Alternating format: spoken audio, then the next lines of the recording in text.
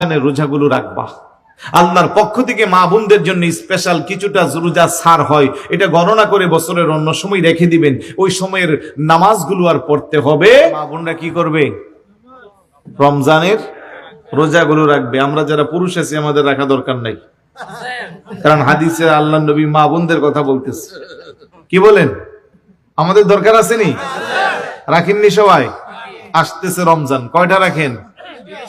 আওয়াজ দেন না ভাই, কয়টা? কয় বছরে? 3 বছরে বেশি, 10টা করে নাকি? আহারে মুসলমান, রোজা কত দামি ইবাদত।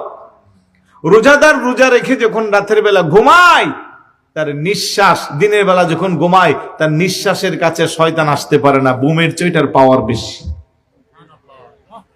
বলছিলাম ওই কথা, আমরা যারা পুরুষ আছি আমাদেরও রোজা রাখা দরকার আছে। দেখবেন রোজার মাস আসলে 1 সপ্তাহ আগে থেকে কিছু মানুষ আছে একেবারে শৈল টুইল নরম করে, চেহারায় হাসি নাই, বাঁকা হয়ে হাঁটবে। মানে সে বুঝাইতেছে যে তার অসুস্থতার পরিমাণ এত বেশি বাড়ছে, সে রোজা রাখতে পারবে না। আমাদেরকে না হয় বুঝ দিলেন আর কি, কিন্তু আপনার সবকিছু যিনি জানে উনি কে? আরেকটু জোরে বলুন, কে? আল্লাহ।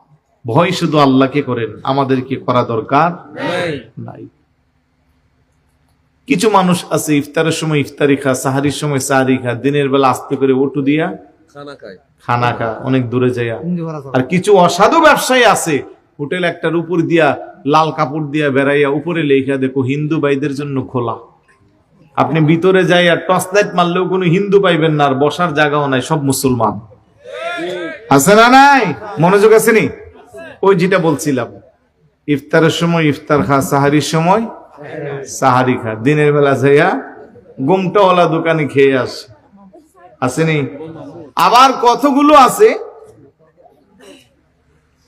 রোজা রাখি না, কিন্তু ইফতারের দাওয়াত দিলে একটাও।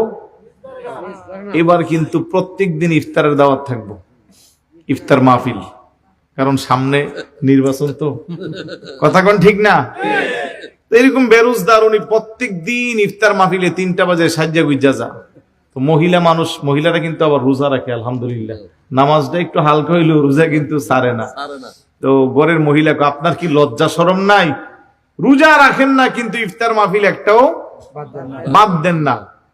এত বেশি চিল্লাইও না, আমারটা আমি বুঝেই রাখি, আমার ফতুয়া আমি জানি। বলে আপনি আবার কি ফতুয়া জানেন? রোজা রাখেন না আবার ইফতার মাহফিলে যান। আরে রোজা রাখি না এটা গুনাহ, আর ইফতারি খাই এটা হইলো সোয়াব। সোয়াব আর গুনাহ মিল্লা সমান সমান, মাঝখান দিয়ে আমার পেটটা শান্তি। জোরে বলি নাউজুবিল্লাহ, আর একটু জোরে বলি নাউজুবিল্লাহ। আলহামদুলিল্লাহ, গ্রামেগঞ্জের অনেক মুরব্বী আছে 90 বছর বয়স, আপনি চাইলেও ওনার রোজা ভাঙাইতে পারবেন না। ডাক্তার বলে যে আপনি রোজা রাখেন না, ওনাকে রোজা নিয়ে কবরে যাবো, রোজা ছাড়বো না।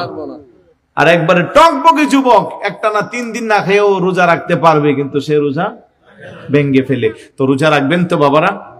আমি মা বোনদের বলতেছি আমরাও রাখবো, বলেন ইনশাআল্লাহ।